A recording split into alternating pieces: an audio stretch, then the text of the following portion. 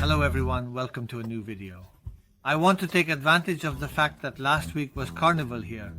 Well, in Spain in general, especially in my hometown, Cadiz, to talk a bit about the festivities, the fireworks, and dogs. When this time of year comes around, we get bombarded with the typical signs saying please don't set off fireworks, shove the fireworks where it fits, and all that kind of stuff. Well, this is absolutely useless, okay? What we need to do is teach the dog that fireworks are absolutely nothing to worry about.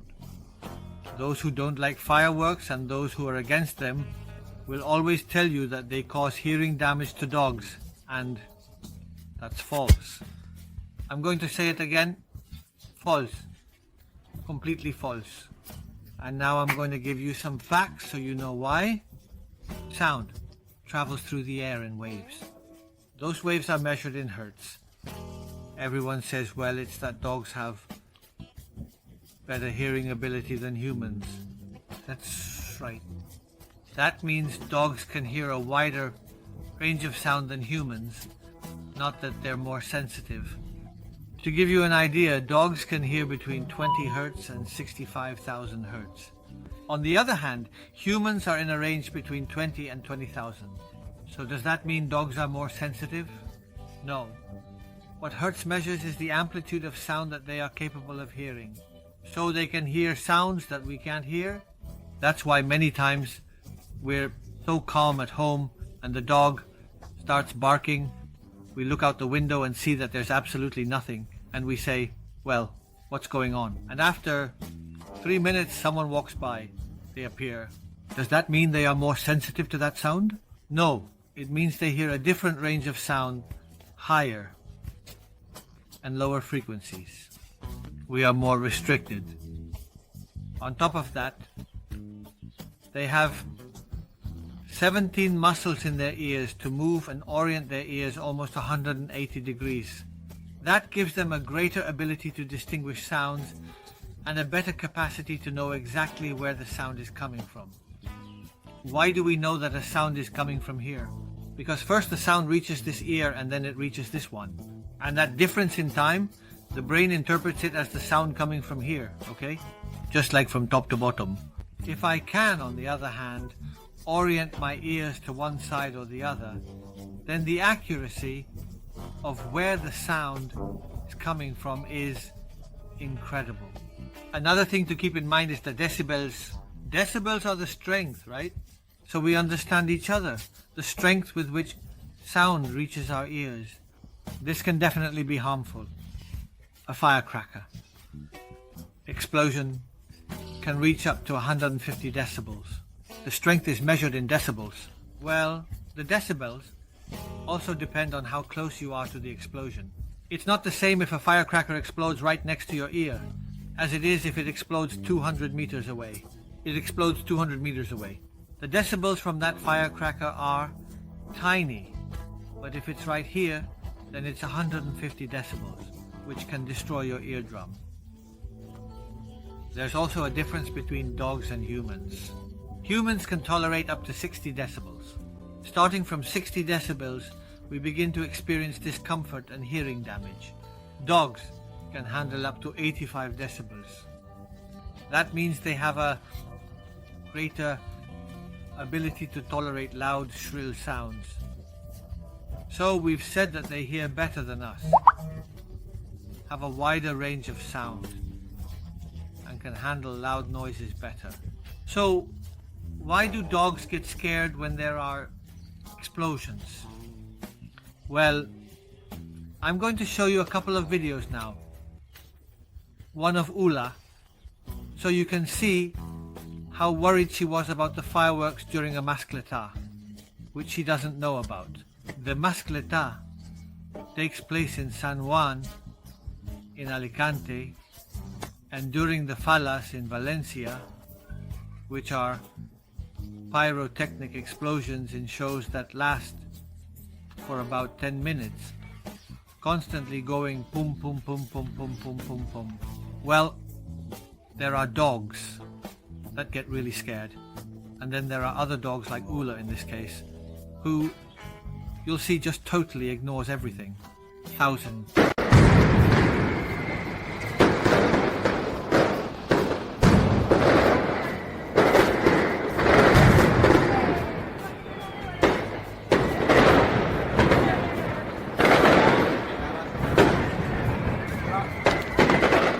You're also going to see in this video that I'm about to show, a video we were waiting for while the parade passed by. I was with my wife and my daughters, waiting for the parade to pass, and I noticed that on one of the balconies there was a dog that was not only not scared, but was actually curious. He was curious. There were people, drums. Right below was the sound tower blasting away, and he was calm, relaxed. He was a bit excited because he was seeing that on the street, where normally nothing happens. There were a lot of people, a lot of things, noises, and he was curious. Okay, you're going to see it in this video.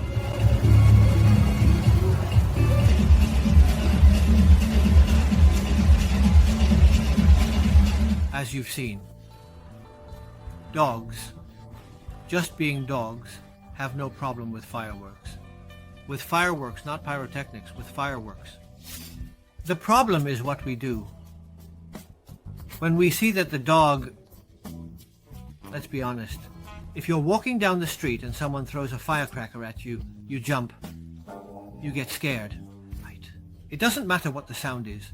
It doesn't matter at all, because it's a shrill sound that happens at a specific moment. You know what it is, you calm down, and you move on. And if you're prepared to see a fireworks show, the first bang, it scares you, but then the rest of the bangs. Are you calm? Okay. That's what we need to teach the dog. Don't ban fireworks. Okay? Because then, by that same logic, for dogs that are scared of cars, we would have to ban all cars. For dogs that are scared of children, we would have to ban all children. And for the dogs that get scared of plastic bags blowing down the street, we have to ban plastic bags. No, folks. What we need to do is teach the dog that the things that scare him don't have to be scary. And that's it. Things you shouldn't do. Try to calm the dog. When the dog is scared of something. Why? Because if the dog sees that you're worried and that you're petting him, you're reinforcing that fear. We do it with all the good intentions. And we're saying, come on, calm down, it's okay.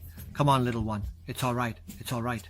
And what he's understanding is, he's petting me because I'm scared. So should I be afraid of the person who did this so that they pet me again? More or less, okay.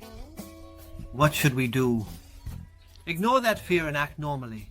The dog is going to look at you and will know that if his leader isn't worried, he doesn't have to be worried. It's exactly the same with kids in the park. A kid in the park is running and falls down. There are two types of mothers. The mother who rushes over to see what happened to the child. The child sees that his mother is worried because he fell, and the child thinks, God, if my mother is worried, something bad must be happening to me, and he starts to cry. And the other kind of mother or father, like in my case, I tell them to get up and that it's okay.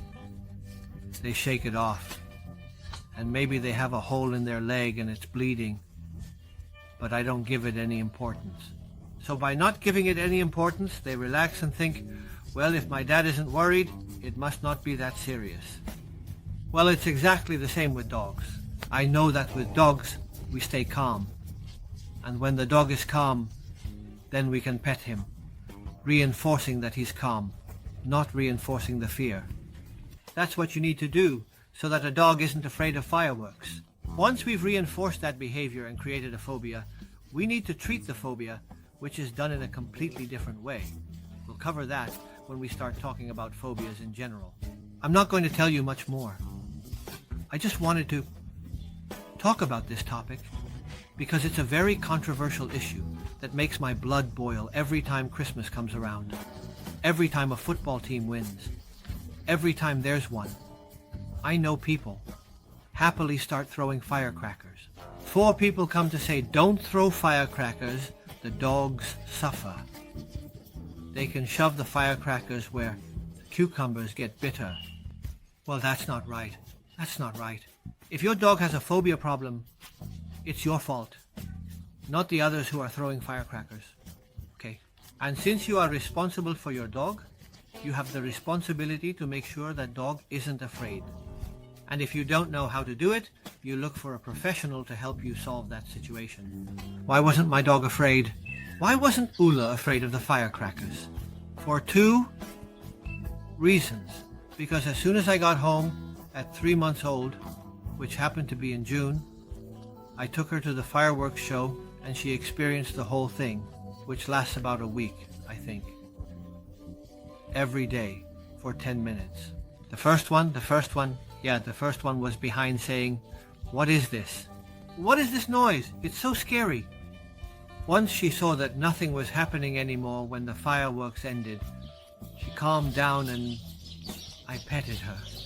In conclusion, my dog could go with me to all the fireworks shows in the world. She was super relaxed, totally calm, okay? While others who were around were being held in arms, trembling with wide eyes, ears back, their bodies tense, like saying, "God, I'm not getting out of here alive," okay? While others who were around were being held in arms, trembling with wide eyes, ears back, their bodies tense, like saying, "God, I'm not getting out of here alive," okay? That's one part. On the other hand, one of the tests my partner had to do when we were competing in RCI was to stand next to me while there were 2 shots fired in the air, and then 15 shots.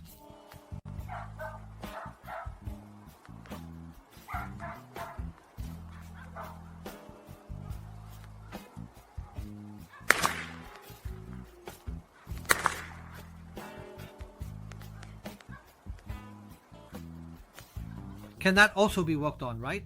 How can it be worked on? Very easy. You get one of those blank firing guns or one of those little poppers that you throw on the ground and they go bang. That kind of thing. You throw the popper and give them a treat. He has a popper, you give him a treat. Throw a popper, give him a treat. If you want, we can do it with Fame. Well, for those of you who have sat through all the boring parts of this video, I promised in the last video that I would give you the key to teaching your dog that hugs and kisses are good. After reading all the comments, there are some that made me laugh a lot and others that are quite spot on. Very good. It's just about associating hugs with something that he already knows is good. If we associate something new with something good, that something new becomes good.